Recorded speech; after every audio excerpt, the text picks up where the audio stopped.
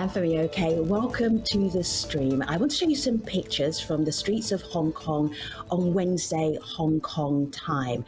Riot police are in the streets. They are facing civilians and protesters. In their guns are pepper spray pellets. Now, this protest may be a very rare thing in the future because there is a national security bill that is trying to be pushed through, and it will also relate to Hong Kong as well as mainland China. That is what we're talking about, the possible impact of this national security bill on Hong Kongers. If you have a perspective, a point of view, and you're on YouTube, jump into the chat and you too can be in the stream.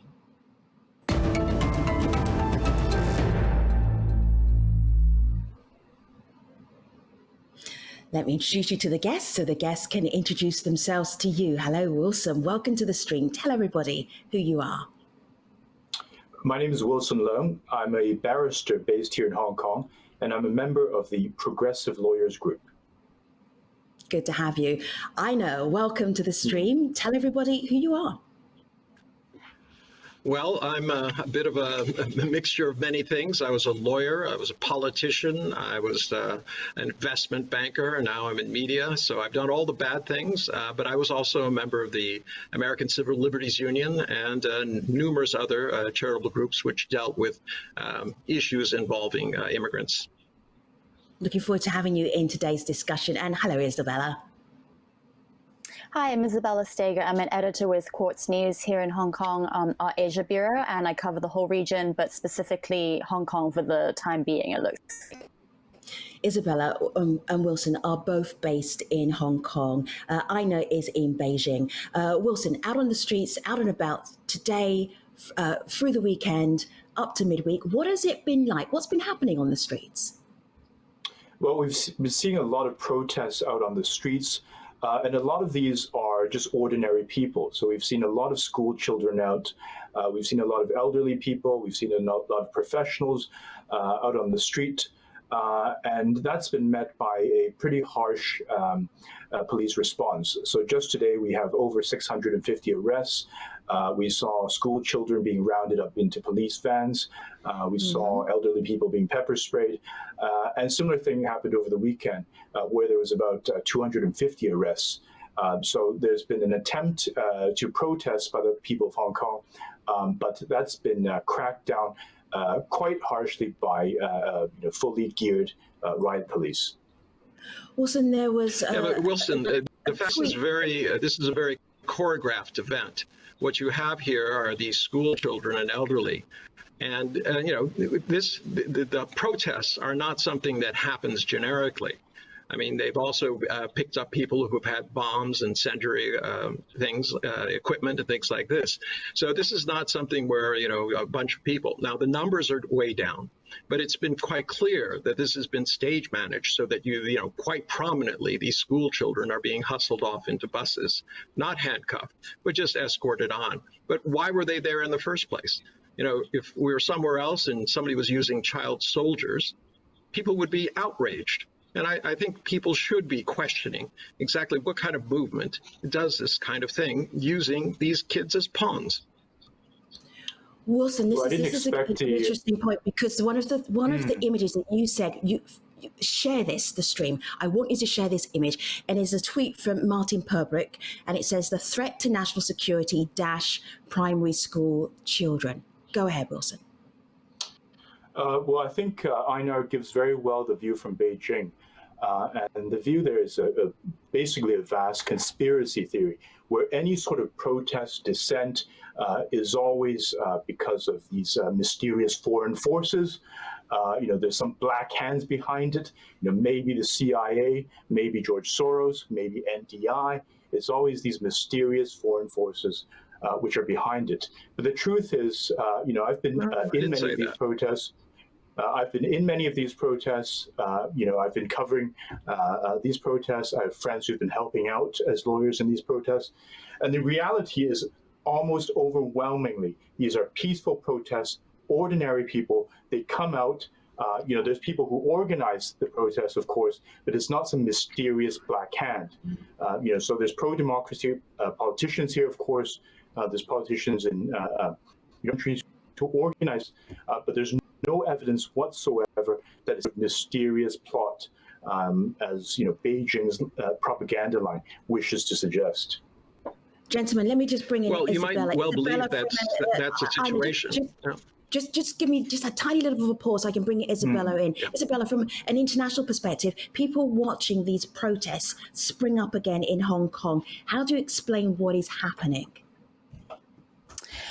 Well, there was a lull because of the coronavirus. So I'd say that if there wasn't the pandemic, possibly the protests that had happened since June last year would have been continuing this whole time. So maybe people felt that there was, they were over, or that people had, sort of had their grievances addressed, but actually that wasn't the case. So what's really happening now is sort of a restart of those protests that stalled around January when the pandemic started hitting Hong Kong, and now they're coming back to life again. I want to show this to you, Victor, and I want to show this to you, Wilson, which is Phoebe Kong, a breaking thread. This is an official document of Hong Kong national security law and resolution. These are some of the things that could be expected. Prohibition of secession, subversion of state power, terrorism and foreign interference. And I'm just going to put down here so you can see it more clearly. Wilson, first of all, why would this be necessary for Hong Kong? It's completely not necessary. I think that's the point.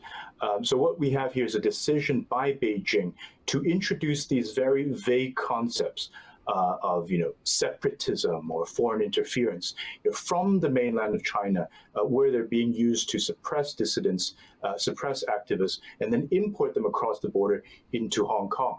And that's the danger of this this decision by Beijing.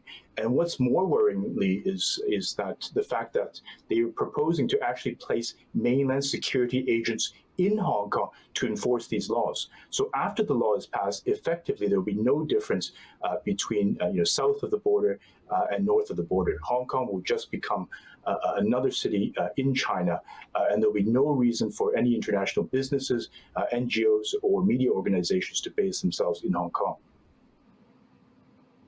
Well, this is interesting. Wilson, you always interject. You said that I was taking this, there's mysterious forces. I don't think so. I think it's the pro-democracy groups within Hong Kong who are the mainstays. If they're receiving money from foreign groups, I don't have any evidence of that, and I'm not saying that. But, if you start looking at the tactics, people showing up magically in different areas of the city, obviously it is very, very well choreographed. And I don't think you can deny that. Even when you started mentioning the number of people who have been arrested, the official police tally is 300. You say 650. I don't know where that number comes from. It's kind of like the days when people were saying there are 2 million people on the street. But mathematically, it was impossible to fit that number of people in that physical area. So, these throwing these things out there and saying that somehow there's no precedent, for instance, that there should be a national security law. Well, you're a barrister. You know better. You know that Annex 3 required the Hong Kong Assembly to pass a national security law. It was never passed. And now you have Hong Kong, a city, a great city, wonderful people, has built an incredible reputation for international trade, but trade based mostly coming in and out of China. And it is declining. Every day that the protesters out there, maybe a lot of the foreigners who say that they support what you're saying, they're also taking their kids and their nannies and moving to Singapore. They're moving their money outside. So this idea that nothing is happening, everything is normal, having these protests is good, when the city of Hong Kong is in dire straits. Something needs to happen. Unless there's order, all you have is a mob in the streets doing unspeakable things, attacking people, all right, bashing shops for people they don't like. Is that democracy? I know. I hear your perspective. Izabella, in a sentence, Annex 3. I think, well, Aina's right. Hong Kong was supposed to have the constitutional obligation to enact what is called Article 23, which is its own locally legislated national security law. But that's not what is happening here. In a sense, Beijing's run out of patience. Why has this legislature not been able to pass this law for so long? And it's just basically taken it into its own hands, which goes back to what Wilson was saying, which is worrying because it's bypassing the autonomy that the city is supposed to have. So let me just bring in here Joshua Wong, who has been a guest on the stream before. People in Hong Kong will know him as a pro-democracy campaigner. He is very fearful of what may be happening to Hong Kong. Let's have a listen. Hong Konger will be arrested by secret police, face a trial and prosecution in mainland China instead of Hong Kong, locked up in prison in Beijing or Shanghai instead of Hong Kong SAR. That's the nightmare that we oppose, and we call upon the international community to oppose the national security law with the anti-subversion regulation, that even you call upon the city's leader to step down or just ask for free election will be recognized as enhancing subversion by the perspective of Beijing authoritarian crackdown on Hong Kong's protest movement. Izabella, you live in Hong Kong. Do you have concerns about what may happen if this national security bill turns into a national security law? Yeah, as a journalist and as someone who talks to people who work NGOs or activists or just not even people who really do anything that's sensitive. I mean, the issue being that you don't really know what could be sensitive, and the way that people you speak to in China often just disappear or get agents visiting them at their homes, or in the case of many journalists, have not had their visas renewed or just kicked out outright for transgressions that they may not even realize that they had been conducting. It's the vagaries of this law that really worry me as somebody who works in this profession, and many other people who are not particularly political, but also they don't know when they might say or do something that may have crossed the line. That to me is the biggest worry. Let me just put this to you, Aina. This is from Nicole V. Nicole is on YouTube right now watching this discussion. And Nicole is questioning if this is a diversion tactic by China to take its attention off the corona pandemic being investigated by other countries. Why enact a national security law now, Aina? What's your thoughts about that? Well, you know, that's an excellent question. I mean, the timing comes into it because timing is always political. And I think at this point, China feels that it's under attack on many different fronts, whether it's Xinjiang, Hong Kong, Taiwan, Tibet, South China Seas. They see people who are perceived, not even they actually are, Chinese being attacked in cities around the world, in countries that used to be friendly, where there were no such attacks or very few of them. And there's this kind of feeling that if people don't like us, we have to watch out for ourselves. And this is kind of what I hear from a lot of people here in Beijing. They just don't understand why everybody is acting this way. And you know, going back to what Izabella said, they feel that they're on very strong legal grounds. Now, remember, you know, Hong Kong was handed over to China.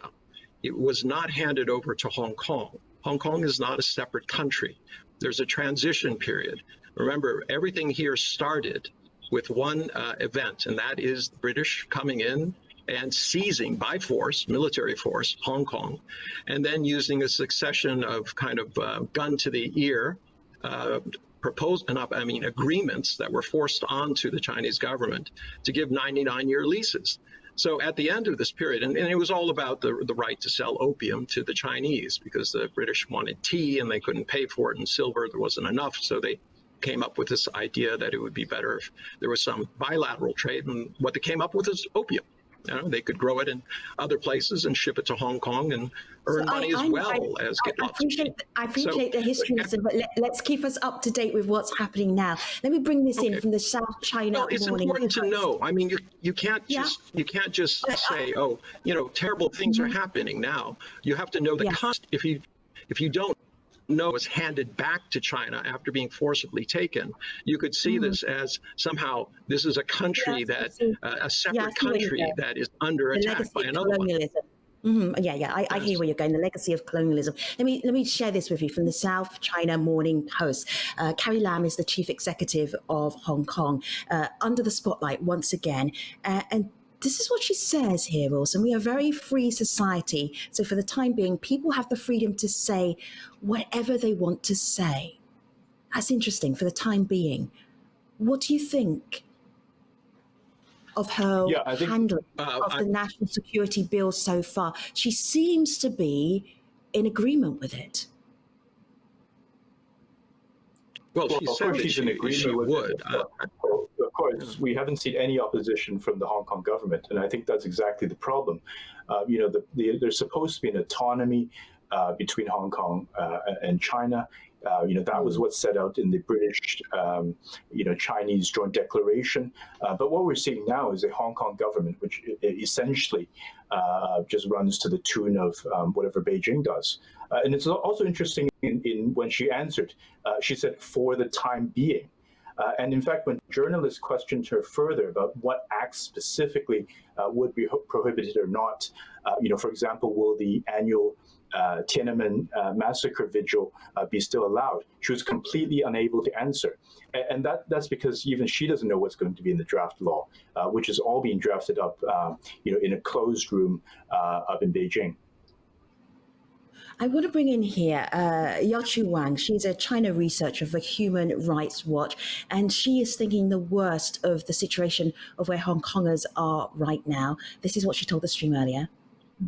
The new national security law will deal a deadly blow to the rights of people in Hong Kong. In the past several days, I've been talking to activists and the human rights lawyers in Hong Kong. They are asking me whether they should leave the city they love so much, because with the new law, they could be prosecuted and go to jail for speaking critically of the Hong Kong government, for speaking critically of the Chinese Communist Party, and for going to the street to protest. Izabella, what are you hearing from protesters that you're speaking to? I get much younger one. I think being arrested is almost sort of par for the course. I mean, as someone mentioned earlier, 8,000 more than actually were arrested. So the chances of being arrested for just like standing around a protest is pretty high. And the young people sort of like now will never be able to come out again. Maybe some of the older people, a little bit more coming out, that don't want to be arrested, but they're trying to stay home and do what, for example, they might donate money to some of these groups that help out these young people who have stood, or they might do social media to try to spread the message. I think people feel pretty helpless though overall, because their fight is now with Beijing and not the Hong Kong government. As Wilson said, it's pretty worrying. It seems like the Hong Kong government, the city in which this act is being implemented, still doesn't know what's going to be in it. So it just seems like something that's being over the people of Hong Kong with no input really from people here. See, I know you're sitting in Beijing and Wilson and Izabella are in Hong Kong. Do you detect a difference of opinion coming from Beijing compared to people who are living in Hong Kong? Oh, absolutely. I mean, they don't understand it. Hong Kong doesn't, for instance, it doesn't pay taxes to the mainland. In fact, it's the other way around. Money goes to Hong Kong. Not one penny of tax from Hong Kong goes into the city. And they've been able to maintain a very, very generous tax rate in Hong Kong, which has attracted a lot of people. But, this idea that somehow people are being rounded up on the streets at random, I think that both Izabella and Wilson would admit that that's not true. You have to be there. People know where things are happening, things like that. So I'm not sure I would agree with. If you're agree with this characterization. Well, so okay. I'm not sure I would agree with. I have quite a few friends who live in Hong Kong, and he went down and took pictures of them, and we were discussing it today, the school children. And I said, well, it looks like pretty much this is going to be the headline, the propaganda maker for the day. And I said, aren't you concerned about being arrested? He said, no, not at all. And I mean, and this is what I don't understand. There's this kind of both Izabella and Wilson, you have to admit, but after a year of these protests, of the economy going down, of tourism leaving, of people losing their jobs, what is Hong Kong's future? It's fine for your friends who are lawyers and they have money. Those 2 million, they can leave. But out of the 7 million, 5 million have nowhere to go. And if they have no jobs and there's no order, what is going to happen to them? Is you just ignore that? Say this is some sort of existential non-entity? I'm wondering if, Izabella, you do have to admit that. Go ahead, Izabella. Well, I think that, once again, we need a political solution here, and that forcing something is not, it's not A, going to end the protest, and B, it's not really going to make all these people who are, you know, upset at the local government and they don't really want to have, you know, the Chinese Communist Party implementing rule directly from Beijing over them. You know, many polls since last year have shown that actually a majority of people support the protests in some way. They're conducted by universities, professional polling organizations. You can debate the veracity of them or the bias of them, but, you know, many people, you know, 50, 60%, whatever figure, are not happy. Something has to be done about them not being happy. And I think ramming a law down people's throats doesn't fix the problem. It's just a Band-Aid. I want to put this to you. What do you propose? I mean, I'd like to hear some of this. I don't like this. What would you propose doing? Well, a normal functioning legislature with, you know, multiple parties would have people coming to negotiate. Okay, you just pointed out that it's not normally functioning. It was required in 1997 to pass the security law. It also, under Annex 3, has to obey the laws of China as to respecting the flag. None of that is happening. So if it is about the rule of law, all right, and you're proposing that, quote, things be normal, then in that case, you have to insist on both sides of the equation. You can't say the rule of law is only convenient to me when I want something, as opposed to what things that I'm required to do. For instance, attacking, are either one of you supporting the use of violence against people? You know, box cutters being used to attack policemen, incendiary devices, that bloody standoff at the university. Is this all good stuff? All part of democracy? All part of normal? No. I think what Einar is forgetting. I think. Wilson, go ahead. I think one thing that Einar keeps forgetting to mention is that in the basic law, in the deal that was reached, between the Hong Kong people and China, there was a guarantee that it was not reached by the Hong Kong people. That is a misnomer. That's completely incorrect. There was no signature by the Hong Kong people. It was a handover. Maybe Einar could let me finish. Did not hand the government to Hong Kong. Maybe let me finish before he interrupts. I mean, it's not very helpful that he keeps interrupting. I assume that we should each get equal time. In the Constitution, which was actually drafted by Beijing itself, the basic law, there's a guarantee that the ultimate goal would be government by universal suffrage. Now, the problem that has happened in the past 27 years is that there's been no real moves towards this universal suffrage. And that's caused the problem because you have this government, the Carrie Lam government, which is essentially handpicked by Beijing. It has no representative legitimacy. Its popularity hovers around 20%. So whatever it does is not representative of the Hong Kong people. Yeah. Wilson, Wilson, you're a lawyer. Have you finished? Please cite where it says that universal suffrage is going to be the end goal. Because Article 45 of the Basic Law clearly from the Asia Pacific Director of Amnesty International. Just give me a moment because we're almost at the end of the show. So Nicolas is the Asia Pacific Director of Amnesty International. Wilson and Izabella, we're talking, and you're talking about quite a dire consequences for Hong Kong. Nicolas doesn't think in quite the same way. Let's have a listen. I think it's too soon to say that it's the end of Hong Kong. Hong Kong has a lot of resilience, a lot of a way to, if not stop, at least slow down the translation of these mainland authoritarian concepts into a legal system that is fundamentally a rule of law system designed to protect basic rights, including human rights. Wilson, we're right at the end of this show, so I just want to give you the final word, if I may, and it will be a sentence. This national security law, bill, will it become a law in your opinion? It will, unless there's sufficient international pressure to tell Beijing that this is a terrible idea and will end Hong Kong's status as an international financial center. Wilson, Ina, Izabella, thank you very much for talking to us about the National Security Bill, the protests in Hong Kong right now. We really appreciate your time. There's never enough time to talk about subjects on the stream, so we also have an extra. We are on Instagram Live Sunday through to Wednesday at 16:30 GMT. You're always invited. Thanks for watching, everybody. Take care.